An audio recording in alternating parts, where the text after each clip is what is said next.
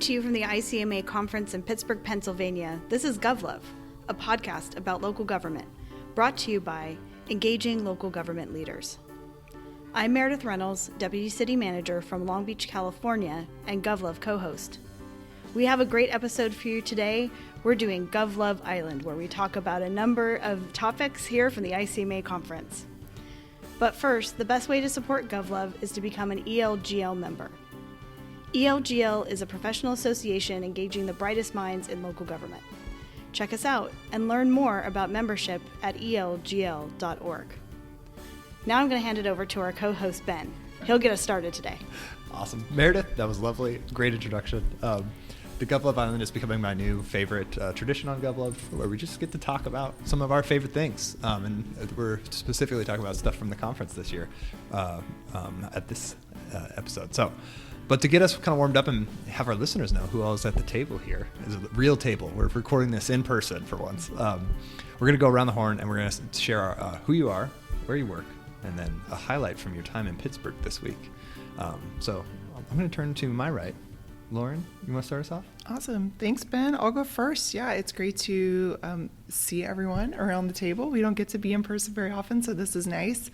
I'm Lauren Palmer. I'm a partner and co-founder of EverStrive Solutions, and I saw so much cool stuff in Pittsburgh this week. What a great community. I think a highlight for me was just Pittsburgh has done a really impressive job with their riverfront. A lot of great walkable spaces, great trails on the riverfront. And there's a lot of boating on the river, which surprised me. We don't have a lot of boat activity on the Missouri River in Kansas City, but I pine for it.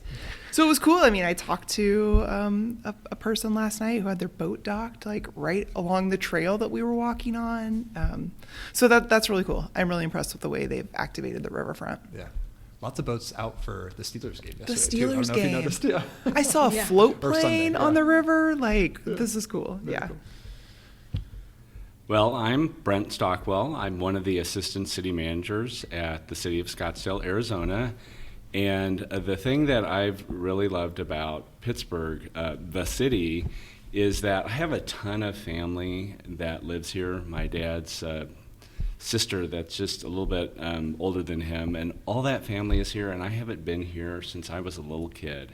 And so it's just great to get back and walk all over the city and see all the great restaurants and the river and the bridges and everything, and just see how much love and enthusiasm Pittsburgh people have for their community. Yeah. I've never seen so many people wearing Steelers paraphernalia and everything, even not on game day. It was really, really cool. Pirates, everything. They're just really proud and in love with their city, which is really great to see. Yeah, awesome. Well, fun fact, they have long had an ordinance where they allow for the wearing of game jerseys on Fridays. So, and Pittsburgh is the only city that has all of their sports teams wearing the same colors. Oh, so right. you can see every Friday just that wall of black and yellow, and I just think it's awesome. All right. Hi there. I'm Amie Hendrix, City Manager of the City of Geneva. And I think one of the cool things about Pittsburgh is how they've really blended kind of the old and the new. And so when you walk around and you look at the architecture, the buildings, all of that, you see that really cool blend of what has existed for hundreds of years and what has been built some places literally on top of that existence. And so that incorporation, it leads to that vibe that you get, the brick sidewalks, all of those pieces really just make it such a fun town to be in. And then you have that energy and excitement on top of it. It's really great. Yeah, well said. And I'll wrap us up today. So Meredith Reynolds, Deputy City Manager, City of Long Beach. And fun fact, I went to graduate school here. So I went to Carnegie Mellon, and it's nice. So it's nice to be back. I love the old and new. Ghost signs are my favorite. So the old signs on the side of the buildings that have the little peekaboo view. I love those. But the best part about Pittsburgh from a view standpoint is, you land in the airport, get on a car, and you're coming to the city, and it will tell you, 15 minutes, 10 minutes, 5 minutes. You enter the Fort Pitt Tunnel, and you come out the other side, and the city just has big really reveal right in front of you. Yeah. And it's one of the best reveals of any city I've ever been to, and I was like smitten with it the moment I saw it when I was visiting here or before I signed to go to school here. And it just felt like it was like the bridges just look like open arms welcoming you. They have that stunning yellow. And, you know, being here and knowing how proud people are of their city is a really cool vibe when you're visiting, whether you lived here before or not, because you can see that civic pride amongst the population. Yeah, I love that. Love that. Two, and I didn't realize that we have two people with ties. So cool, very cool, Brent, that you have some local ties to Pittsburgh. So for listeners, Ben Kittelson, manager of GovLove Co-hosts. Lots of similar highlights, not gonna lie. I love the trails. I'm a sucker for when I go on runs, like finding bridges that I could go across. So I think I've hit, I gotta count it now, at least 1, 2, 3, 4, 5 bridges on my morning runs this week. And so that will be my highlight, in addition to the trails. They've been a lot of fun. I have had a low light this week, which was the batteries for, not to get too in the weeds for our listeners, but the batteries for our recorder, for our equipment here on site. You know, we have this great new setup where we've got 4 mics for 5 people, which is an improvement upon, you know, 1 mic for 2 people. But it relies upon battery power. I was too confident in the batteries. I will take full responsibility. And so it interrupted at least 2 recordings. So we'll see how those went this week. And then I learned this week that you can buy batteries that are specifically for low drain devices, which no one needs those kind of batteries. That's what I found out. This is not that. It's fascinating. I did not even know that a low drain battery existed. So I feel like we're giving our listeners a pro tip. Yeah. Read the label carefully. Read the label very carefully. It's, you know, honestly, one of my takeaways, stick to name brands. Okay. I won't make an endorsement here. No free ads, but, you know. So, you know, one of the points of gathering here as the conference is kind of winding down, we're at the end of day, it just feels like day 6. I don't know if that's right, but at the end of Tuesday here at the conference, and there's just a few sessions left. But we wanted to kind of connect about kind of themes and takeaways and highlights from what you guys have learned or been thinking about. So I don't know if anyone wants to go first, but what's something from the conference that you guys will be mulling over when you leave? Okay, I'll start. I went to Lauren, yes, thank you, Lauren. I got a lot of opinions. I went to some great sessions this week. I went to several sessions in the vein of housing and homelessness. We've talked about that topic quite a bit on the podcast, and there were several sessions at the conference this week that featured that. I think it's a big issue in local government. One session that really impressed me was a panel from Beaverton, Oregon, and they did a presentation about how they have a city-county partnership on homelessness. And one of the things that really impressed me about this session was, you know, they kind of talked about the simple things that they did that made a big difference. Like, homelessness is such a monster of an issue, and I think there are a lot of cities doing a lot of different things and still kind of struggling in this area. And you know, one of the things they talked about in their collaboration is that they kind of figured out, like, just doing a regular standing meeting with the library, with the police, with their social service agency, where they were all comparing notes about what they were seeing and experiencing, and realizing in that, like, there was a social service agency that had, you know, that was officed out of the library. So they would interact with someone and say, you know, come on Tuesday at 9 a.m. We'll get you signed up for services. But the library the week before had kicked that person out of the library for, you know, sleeping on the sidewalk. So by making that connection and realizing, like, well, wait a minute, we've got to disconnect there, and how we're communicating, we're creating barriers. And they kind of worked through it. So it was a good, and there were lots of other things that they were doing that were much of the more global scale of kind of homelessness responsiveness. But that was a good lesson to just be like, you know, this is such a knotty issue, but sometimes we overcomplicate things in local government too, and just kind of starting with these simple things of, like, let's share information, let's communicate, like, what are the easy wins that we can get, and build on that. Talking to each other is important. Yeah, right. Good takeaway. What else? Homelessness has been, you know, a hard issue for lots of people. And our last GovLove Island, we covered it. We did. I know. It's sorry. cool to hear from a community that's actually trying to make some progress. For sure. Very cool. Well, I think there was a great start to the conference, pre-conference, when a number of us were across the street here doing the second ELGL Analyst Academy. And it was great to have people from all over the country, analysts from all over the country come and really get something that was really specific for them, a great toolbox full of tools that they can take away. And it was just, Ben, you facilitated a time with all of us that taught in our different areas during the day and got to know each other a little bit better. And that really set it up for a really good discussion, talking about some of the problems and challenges that these analysts are facing in their work, and learning from other people about how they might be able to approach that problem differently when they go back home. And so I think one of the best thing about coming to a conference like this is when you come with some things that you're mulling over on your mind, and you're just looking for opportunities.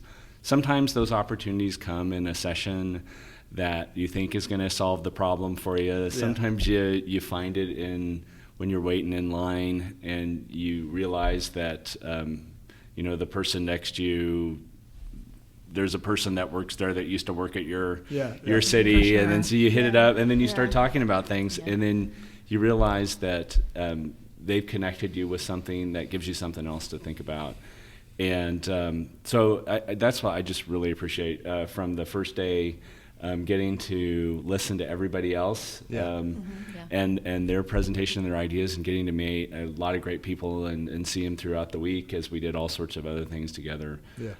But to really kind of get away for a while and really focus on what are the kind of big things that we really need to focus on when we get back, and what are some tools that we have to do that. So I love it. Big shout out to Sugar Land, Texas. I've spent a long time talking to the city manager there, and it was just what I needed to spend some time talking about some of the things that we have in common and what his team is doing. And we're hoping to connect our teams more to have some great collaboration. So it was really cool. Cool, very cool.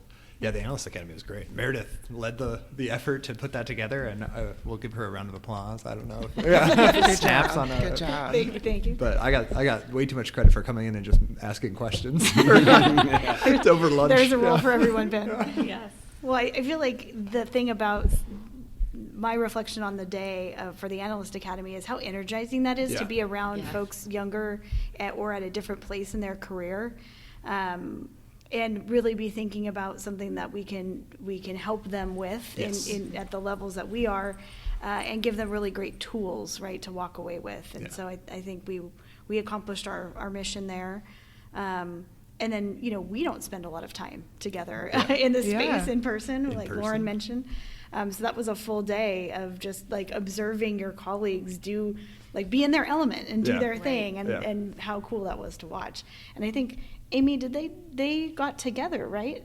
Yeah, they did. They left Analyst Academy, and I think they got together that night. And then it's been really cool just seeing them at everywhere. The conference. And they keep reconnecting. I mean, after my panel presentation, a couple of them came up and they're like, "Oh, you did it!" And it's this new connection, which I think is such a huge part of the Analyst Academy, especially when you're coming to ICMA or other conferences where you're that more entry-level professional, and you have a lot of senior professionals sitting around. And having that first day where you could connect with someone in a role similar to you, doing very similar things, I think was really good to kind of jumpstart that for a lot of people.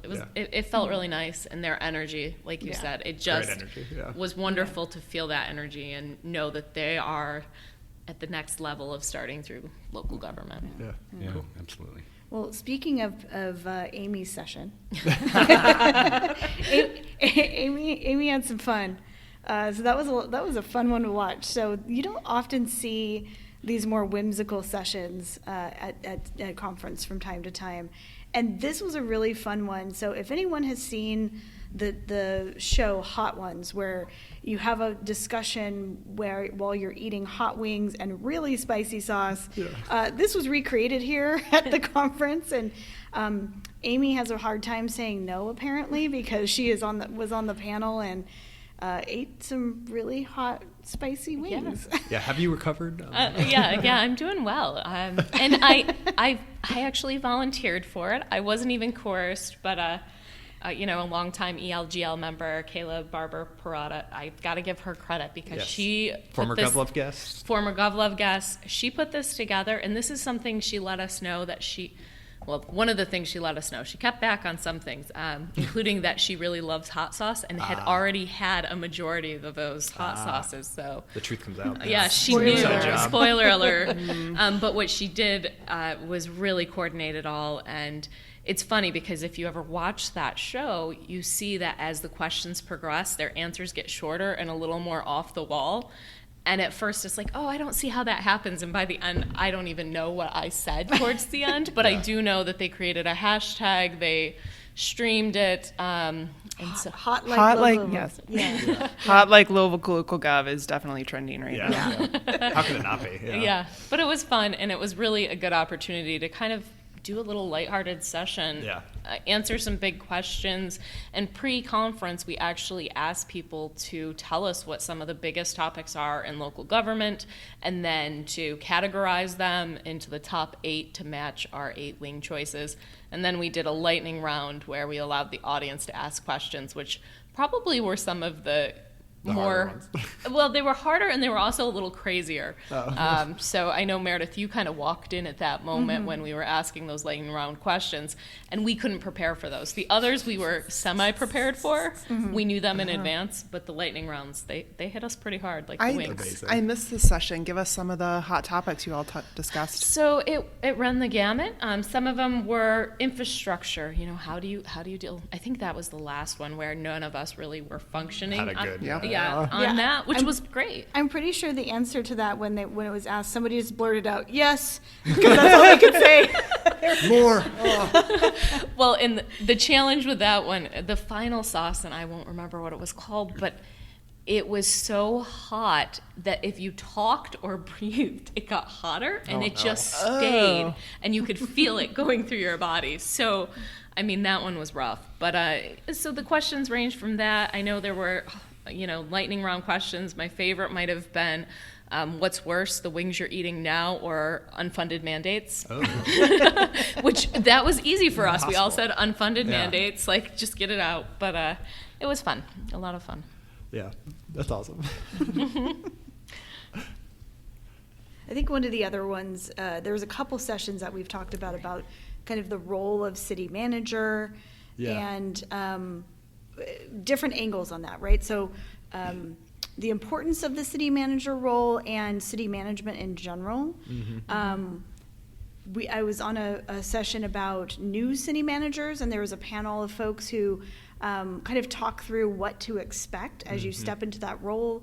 How do you build different types of relationships with community, staff, and council, and what to expect when you are in your first 100 days, first 6 months. And of course, it differs for every community, but there were some trends and tips and things people shared. And then, Amie, you went to one on coaching for your elected officials. Yeah. So that was an interesting one, which was nice because here in Pittsburgh, there's so many sports teams. And so it just felt right to go to one that was focused really on coaching. And the presenter actually talked about his favorite coach, which was his son, who's now coaching a college volleyball team. Okay. And so he talked a lot about, though, just kind of learning about your role as a city manager and how it's not just about the partnership, but you also have to coach each other because you're on the same team. Yeah. And how challenging that could be. He gave some really great tools, like a checklist of, are you doing these things as the coach? Are you thinking about how even if you may disagree with them as the city manager, when something that they've worked hard on passes, it's good to say, congratulations, you did it. I may not like that policy, but you did it. And coach them through that adversity, which I think was a theme here as well, is how to work together in all of our municipalities, because you have this kind of sandwiched here where you have your elected officials and you have your staff and then you have the city manager or middle management. Everyone has someone else they're responsible to, all the way to the council and the community. So how do you coach through that and help everyone build those skills? That's fascinating sessions. And I agree, that was the topic that I thought was maybe a theme throughout the conference, is this this role of the manager, especially in like community leadership. There were a couple sessions on that, and in this like highly partisan and political era that we're all kind of living in, and our staffs of organizations are dealing with, what is our role as community leaders, as leaders of organizations, in navigating through that? And I think one of the things that we talk about with projects is even the status quo of not doing anything is a choice, and can be political to not do anything. And so, how do you think about your ideals and the organization's ideals and the profession's ideals as you kind of navigate that tension? So, excited to hear more from folks about that. But what do you guys think about that kind of role of the manager in that tension, especially those that are in the city manager or assistant chair that are across the table from me? Well, Ben. Yeah, the thing that comes to my mind is that we always need to be thinking about the people that aren't in the room and whose voices aren't being heard. Yeah. And how do we, what can we do differently to really encourage people to be engaged and get those voices heard? Yeah. And how do we encourage the leadership, both in the organization and the elected leadership of the community, to be really seeking out that and looking for that? I think, the willingness and the ability to admit that you don't know everything, and that you can really learn from other people. Though one thing I was thinking about, Amie, as you were talking, is really important issues are often not clear cut. If they were, if they were clear cut and they were easy, they would either not be important or they would have been solved already. And so I always, when I talk with the community, I share with them that there are really smart, really passionate people often on both sides of many issues.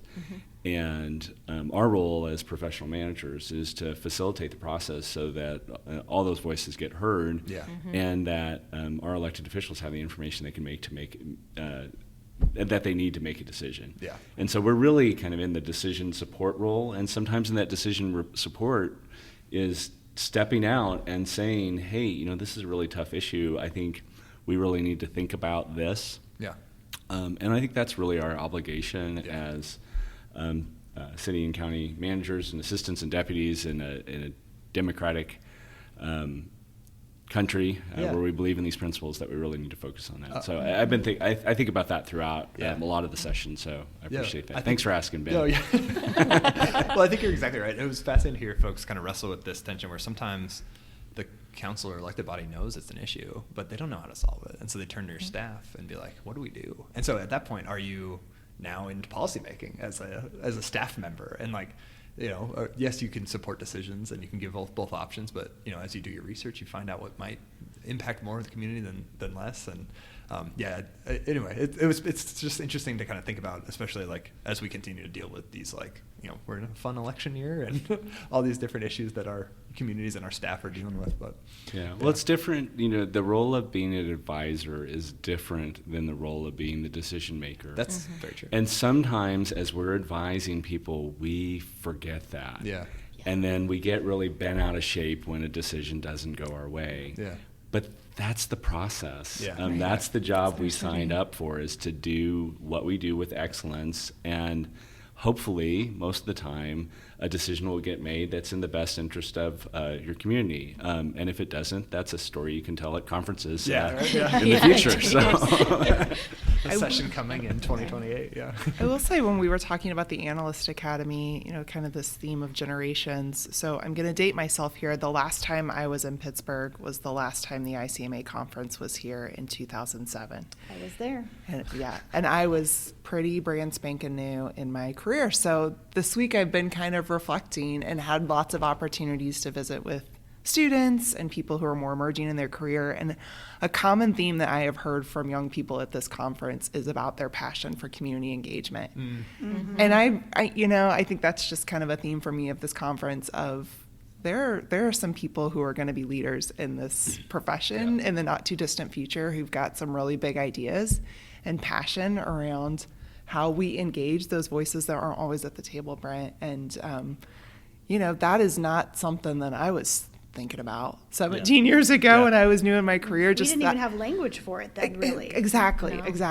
That's been a really big change and trend, I think, in local government, and I think we're going to see more of that, and I'm excited to see, how we do better at that in the future. We even had at the Analyst Academy, part of the day was an equity segment where we were asking about who was harmed and who was helped, and kind of working through that with the teams of analysts, because ultimately their city manager, their boss is going to look at them and say, I need information on this. And so part of what they give back, part of what those options are for an elected body includes that information. We're doing better than what perhaps we did, back in the day, Lauren, right? Yeah, so back in the day. I think that is a helpful tool to think about in the context of how do you use an equity lens while you're doing analysis, is thinking about who is helped and who is harmed. Yeah.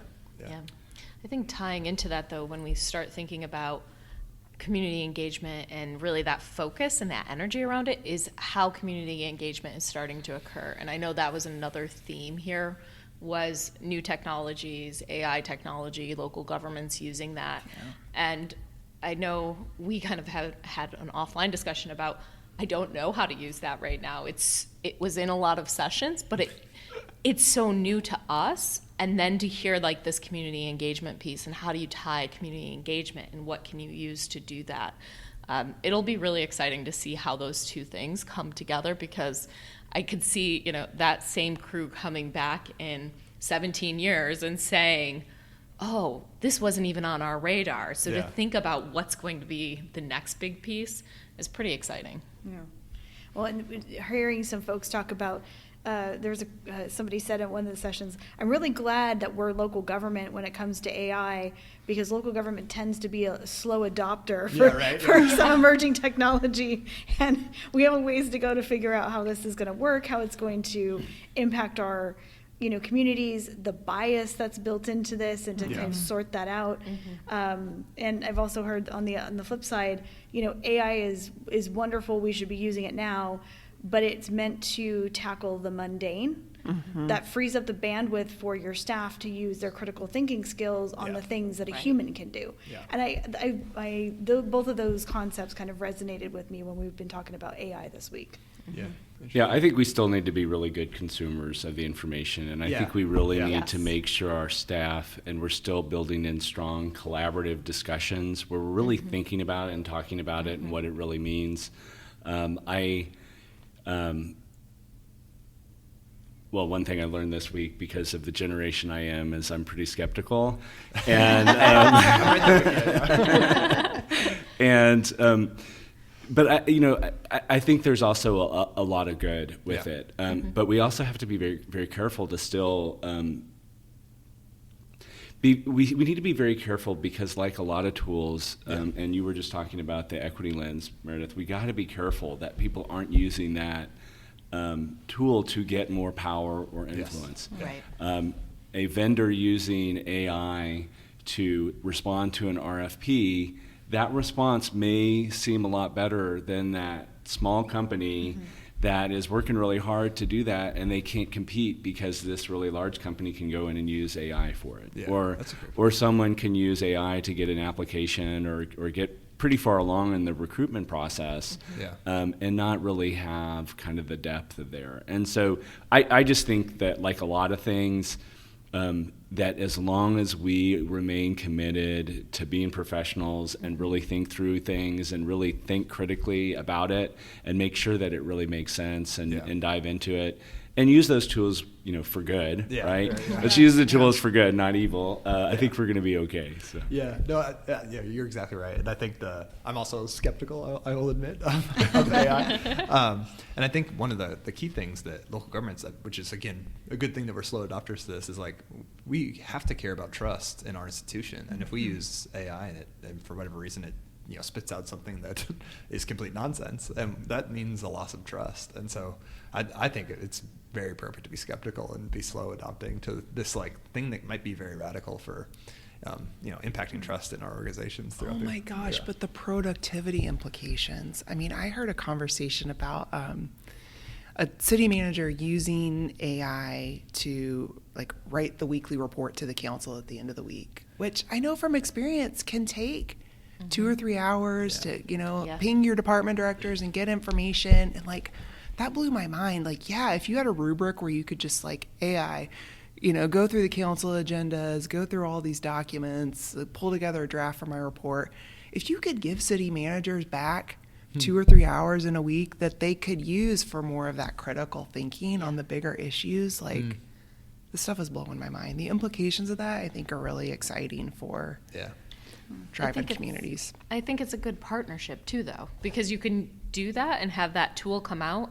And if I could take that report from an hour, 2 hour time frame down to a 15-minute review, it's so much kinder and easier. And I think the thing about AI is it's generative. So the more that I say, oh no, you messed this up, it's going to start to learn, which to me is the even more scary part. Freaky part of it. It's that it continues to learn and grow. But I think that's the opportunity too, because it could help with some of those more mundane tasks that are extremely important.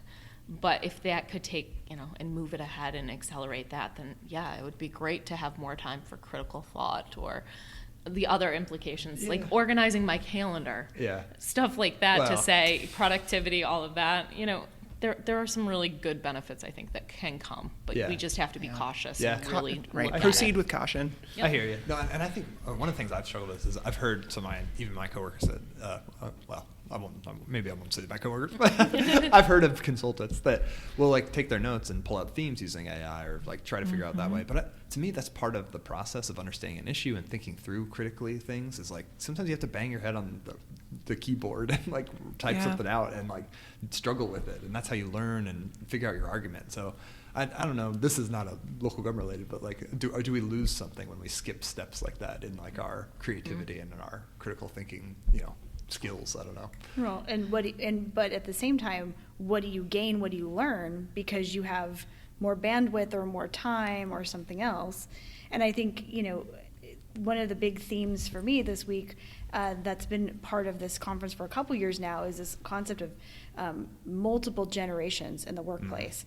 And I'm curious about how the folks of the Z generation perhaps will have kind of outpaced some of us in other generations by, say, using your language, Ben, skipping the step, but then having back-end learning that we don't see because we're not skipping the step, right? And what that starts to look like across the strata of generations in the workplace as more and more, Gen Z joins us. Well, we're all generative human eye, right? HI. And we're the result of all the experiences, positive and negative, that we've had throughout our careers and the life experiences that we have and what we've lived. And that all kind of that culminates in who we are as people and who we are as local government professionals. And I often think that doing some of the work that I did early in my career, which now since AI could probably do citizen inquiries and council responses, maybe is something that people don't have to do in the future, but learning how to talk to people without to help them resolve their concern and help build trust with the city. I wonder if people don't get the opportunity to do that and repeat that over and over and over again, that they might not learn that. But maybe there's some higher level activity that the management associates and assistant twos of the future can do, because they don't have to do that, and they can get a theme out of that and learn it much more quickly. So I want to come across that I'm again, cautiously optimistic, I guess is a better way to say. That's a great term. But I also think we're spending like way too much time on this subject right now. I agree. Let's go 5 years into the future and see Absolutely. And when we do this again. So I think one of the pieces too to tie it into a different topic was even the general session today about the generations as well as work-life balance and what does that mean. And I've heard a lot of discussions on that. And what's interesting is I went to 2 different sessions that mentioned it, and one session was very clear: there is no such thing as a work-life balance. It's just life, and it's how you work through the day. And you can break up your tasks and responsibilities into what I do for my career, what I do for my family, and tie it into like a to-do list. And then I went to another session that was like, you need clear boundaries on what is work and what is. And so it's interesting that there was a lot of focus on that. And then when you get into kind of the generations and how different people are approaching this topic and how work is done, I think there's probably a lot more on that as well, is how work is done, where we're doing work, and how people are finding the balance.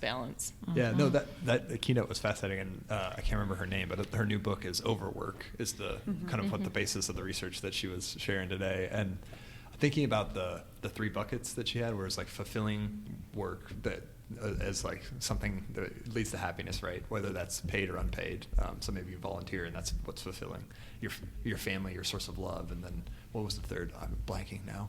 Does anyone else remember? Well, there's always three. Yeah, there's always three. Yeah. Maybe love and family were separate. I don't know, but it was interesting to think about, like, how are you balancing those, and like, what are some of the ways that we perpetuate overwork within our organizations? Like, even, joking about being at the office late, or how hard the budget process was, and we were up council meeting until 1 a.m. and back in the office the next day at 8 a.m. Like, maybe it is appropriate to think back and be like, well, maybe we can find some balance here. That's not all work or no play. Well, play was the third bucket. Thank you. Thank you. We got See, if you talk long enough, you get around to the third thing. That's the key to podcasting, Brent. Yes. You'll find out. Yes. Well, this is a little bit of a pivot off of what you were talking about, but Bridget Schulte was the name of the speaker that we were talking about that wrote the book Overwork, which I ordered in the session, which is always a good sign. And then she did something in her speech that my jaw just absolutely dropped. And she name-dropped a person from Scottsdale who is probably the longest person that I've known in Scottsdale. I met him when I first moved there when I was much younger. And she starts telling this story about how my friend Mark made better work-life choices that reunited him with his son, and he changed jobs and all this. Yeah. And I'm like, oh my goodness, I cannot believe, like, if anybody in the known universe that a speaker would name drop, I wouldn't have thought of that. And I texted him immediately, and I told him my jaw dropped when she told the story. I hope you gave her permission to use this story. And he said, that's awesome. She interviewed me for her book. And also for a podcast she did. So he got me a link to the podcast. I had already ordered the book by that point in time. Mark's coming over our house for dinner on Saturday. We had already been planning this. So cool. But it was like, oh my gosh, it's like, it's one of those moments that's really cool. And he's, it's a real life person with a real life job that had to make really tough choices. And yet that still, speaks to me, because I'm not always making the best choices about whether to stay at work or go to home or spend time with my kids, and hopefully that's something that inspires all of us. So it was just amazing to have that experience. That's an awesome story. And I know I'm probably the only person in the room with that experience, but it was still great. Yeah. Actually, I will say, in the opening general session, they had the discussion about AI, and there was a quote that they used on one of the presentation slides from Ryan Kurtzman from the City of Long Beach. Oh, funny. And I was so giddy because I felt like, Will Ferrell's character in Elf, like, I know him. Oh, my God, right? I know him. It was very cool. He got a shout out. Yeah. And I think that's one of the really great things about conferences like ICMA is there's so much of what we do that's built on other people and other communities' work. And we're very quick to say, here's who is amazing, here's a shout out, like, here's where I learned this from. You should also go speak with them and learn more. Yeah. And it's built into the way that local government works, I think, because we have to be collaborative to be successful. I often tell my teams how no one can do anything alone, and so you should really believe in the power of collective work. Yeah. But it's on display on steroids here, right? Yeah, which is what we're celebrating, which is cool. No, that's a great point. And one of the fun things about being a consultant, which maybe Lauren can relate to now, is you get to see all these different organizations and see some of the themes and things that people are struggling with that are the same or they rhyme across the country. And like, I know I got to connect one of Amy's friends from New York with someone from Beaverton who's they've both gone through a change in the form of government, and now they're the first city managers in those organizations. And Jenny from Beaverton is like 4 years into it, and Deb is, I think, 9 months, she said. Yeah, went into effect in January, so 9 months in. So like seeing them connect, and then like instantly them understanding kind of what each of them were struggling with was just kind of cool to see. So you're exactly right. They're BFFs now, I'm sure. Yeah, they. The lunches are already planned. Yeah. But they need each other, and I think that's a key theme. Is so many sessions where you would sit through the session and you're like, oh, someone else sat, they're feeling what I'm feeling, or oh, I need to talk to them more because I was there and I found my way out, or whatever it was. That's such a huge piece of just having the opportunity to step away from the chaos of the day-to-day and connect with each other. Yeah, well said. Absolutely. Well, I think the other thing, as we're talking about the generations, that was part of a session I went to, was about being a new manager, and also several conversations around how do you bring new people into the workforce, and then how do they matriculate upward into leadership, and thinking about how that falls on gender lines, on racial lines. We still have a profession that is predominantly white male, and so how do you provide opportunity and not pull the ladder up behind you, right? For the folks who are next in line and need a lot of these really critical experiences to be successful, like Deb and Lauren in these spaces, in these new positions or in positions where there's a vacancy. And there were a lot of really great kind of takeaways from some of those spaces. And when we're talking about boundaries, they talked a lot about like, what are the small personal habits, that you do? One of them talked about, when they leave the office and what that looks like, or creating boundaries with their counsel for when they're going to be checking phones, or somebody had Saturday night, I'm out, it's date night with my husband, or family night with my family, and having counsel, respect some of those boundaries. The one that I really loved, though, was this concept of what happens when you've had a really grueling day. This work is not easy. It can be really taxing. And the city manager from Pismo Beach in California talked about how he keeps a stack or a box of a bunch of thank you cards that he's collected over his career from people, large and small, things he wasn't expecting to get. Yeah. And he'll pull them out and he will reread them as a method for him to remember why he got into this in the first place. Yeah. And anyone can do that. You don't need, you know what I mean? It's so simple and so meaningful and so impactful when you're just having a day. Yeah. And I thought that was really cool. I'm like, okay, how do I figure out how to do that? Because I do keep mine, but they're all over the place. Well, mine is electronic, Meredith. I have a folder in my Outlook inbox that's called Nice. Oh, very cool. And whenever somebody sends me like sometimes they're simple, just like great job, or sometimes you get an email where somebody says something really nice about a work that you've done, and I put those in a little file, and when it's a rough day, I go through and pick 3 or 4 of those emails to read for a little endorphin boost. I love that. Right? That's cute. That's how we charge our battery, pun intended. Yeah, pun intended. Wow. I will add to that, having that folder, I have to force myself to be intentional about giving that back to other people. Yeah. And looking for those opportunities to send somebody just a quick note to say, you did a great job on the thing today. Yeah. I'm not always good about that, but it's meant a lot to me when people have done that, and we all have the power to give that to other people, and it's the easiest thing in the world to do. Well said. Yeah.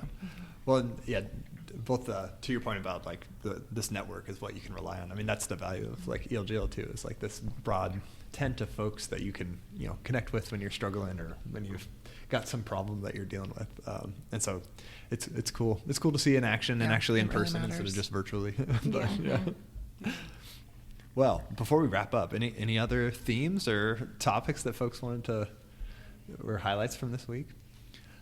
I had some real tactical ones around rethinking budgeting and like doing energy, clean energy investments, but they were just kind of nerdy fun ones. But we did meet an interesting person at one of the expo booths that works for ICMA, but their whole purpose, and they have a whole network around federal grants, understanding federal grants, providing technical assistance to communities and nonprofits in the communities, which was the new thing that I had learned. And so that was a really great resource, and it's available to anyone. And with a lot of the federal funding that's come out in a number of different legislations, that in particular, it's always hard to keep up with what the rules are, who can apply, and they kind of demystified all of that. And my staff went to a session and got to meet a lot of the folks from the federal agency. So I thought that was a really, productive use of time, and also, connection to that network, which is a very practical tool you can walk away from. Yeah. So, super helpful.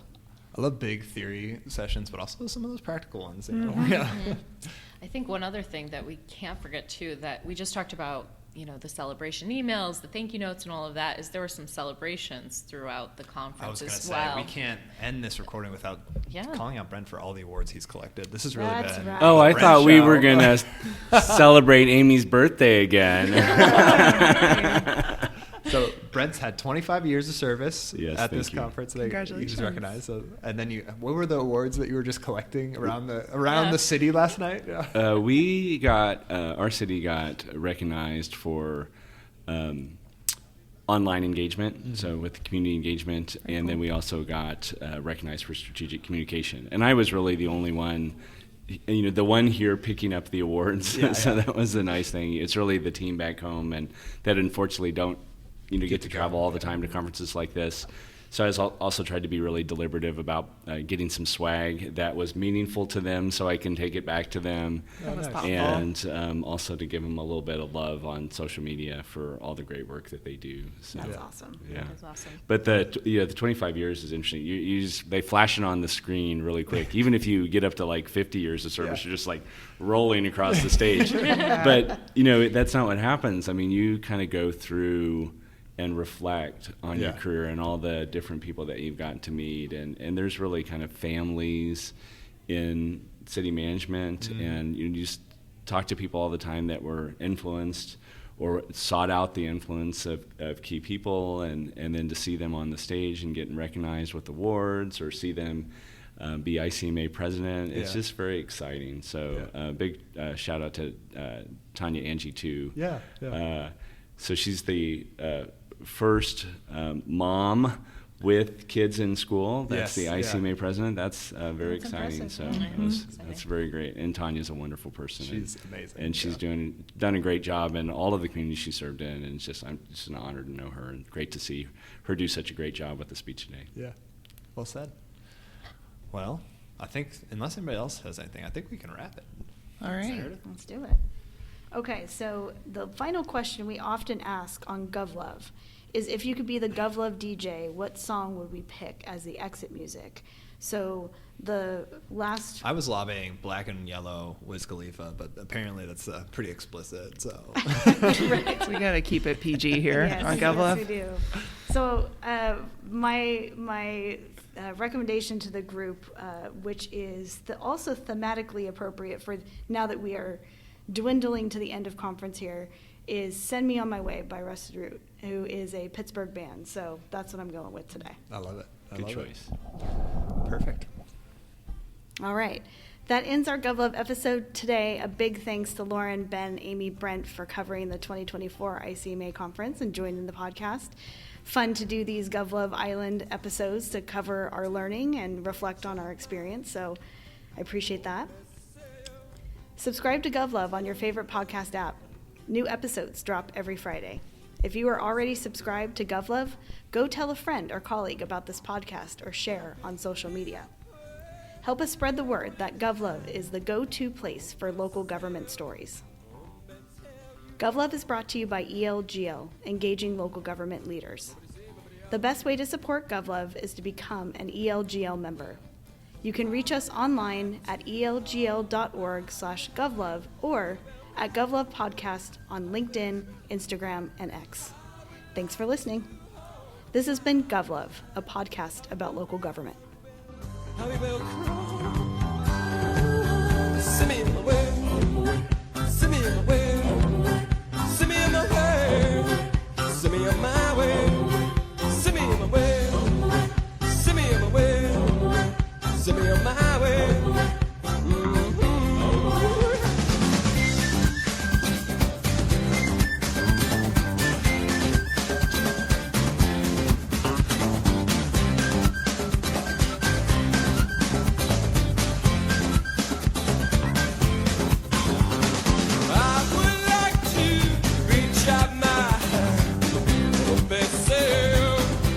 met